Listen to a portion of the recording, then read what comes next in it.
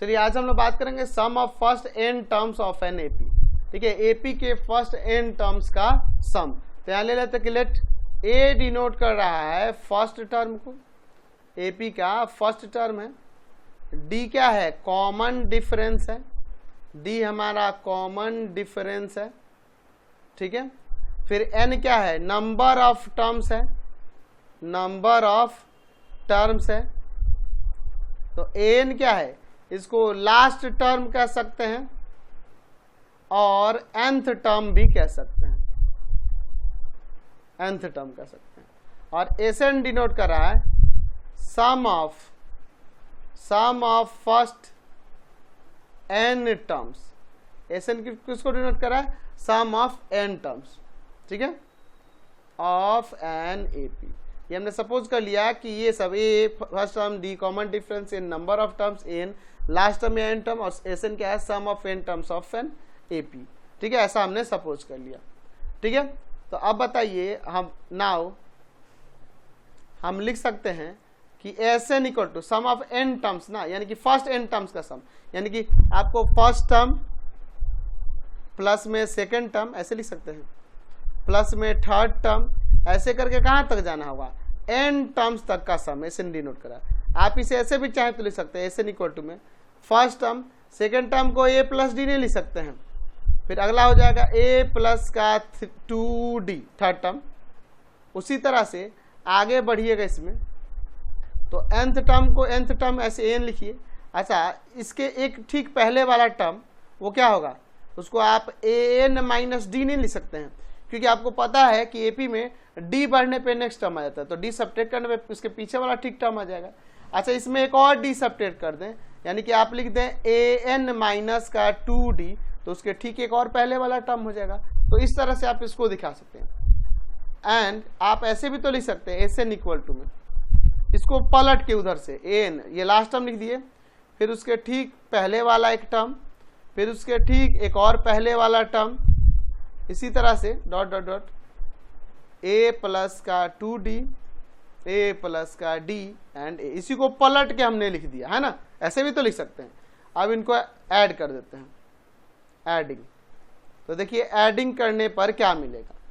तो ये एसएन और एसएन 2 हो जाएगा ना, यहाँ देखो ये ए प्लस का एन हो जाएगा ऐड करने पे। ये भी देखो डी से डी कैंसिल हो जाएगा, यहाँ भी ए प्लस का एन आ जाएगा, यहाँ 2d कैंसिल प्लस माइनस में, यहाँ भी ए प्लस का एन आ जाएगा। यहाँ भी देखिए डॉट डॉट डॉट, यहाँ भी देखिए वही 2d कैंसिल, यहाँ भी ए प्लस का एन आ जाएगा। इसी तरह से ए प्लस का एन, ए प्लस का एन, ये टोटल कितना टाइम्स होगा? तो टोटल n टर्म्स है, तो n टर्म्स है तो ये कितना टाइम्स होगा? n टाइम्स होगा। अच्छा, आप पढ़े हैं यहाँ पे, मैं देखो एक रफ समझाता हूँ। मान लीजिए 2 + 2 + 2 + 2 + 2, ये 5 टाइम्स 2 है, तो इसको 5 × 2 यानी 10 नहीं लिख सकता ऐसे, तो ये भी n टाइम्स है। तो आप इसे चाहेंगे तो आप n × में a प्लस का an इसे लिख सकते हैं, है ना, इस 2 को डिवाइड में।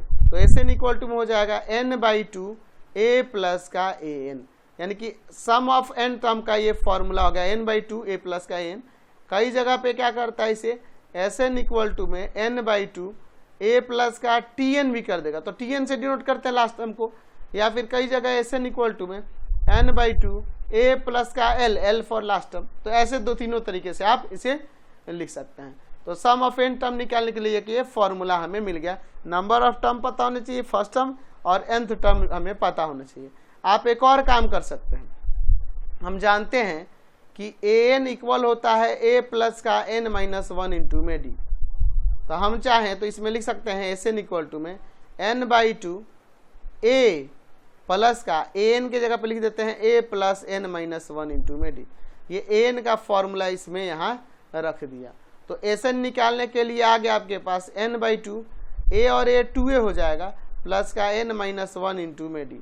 ये एसएन निकालने के लिए फॉर्मूला एक हमें दूसरा मिल गया। ठीक है, तो ये दो तरीके हैं। ये फॉर्मूला an दिया होगा, लास्ट टर्म दिया होगा तो ये लगाना, और a n और d दिया होगा तो ये फॉर्मूला लगाएंगे, आसानी से क्वेश्चन सॉल्व हो जाएगा। चलिए अब हम लोग बात करेंगे किसी एपी के nth टर्म के बारे में from the given sum of n terms of AP. यानी एपी के सम ऑफ n टर्म्स दिए होगा तो उसका nth टर्म कैसे निकालेंगे। चलिए यहाँ लेट ए इक्वल टू में हम लोग लेते हैं यहाँ पर फर्स्ट टर्म, डी हमारा हो जाएगा कॉमन डिफरेंस, ठीक है, और फिर एन हो जाएगा नंबर ऑफ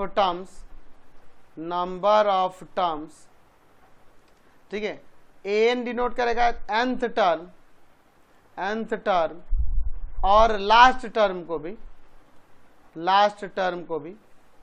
अच्छा, और एसएन डिनोट सम ऑफ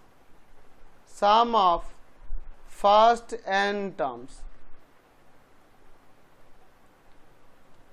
ठीक है, ये सम ऑफ n टर्म्स लिखो, चलिए, sum of first n terms, ठीक है, ऑफ एन एपी, किसी एपी की first term, common difference, number of terms, last term और sum of first n terms दिया हुआ है। तो हमें क्या फाइंड करना है, हमें यहाँ पर फॉर्मूला फाइंड करना है nth टर्म के लिए, जबकि हमारे पास दिया है n sum of n terms of AP, sum of n terms of AP हमारे पास गिवन है।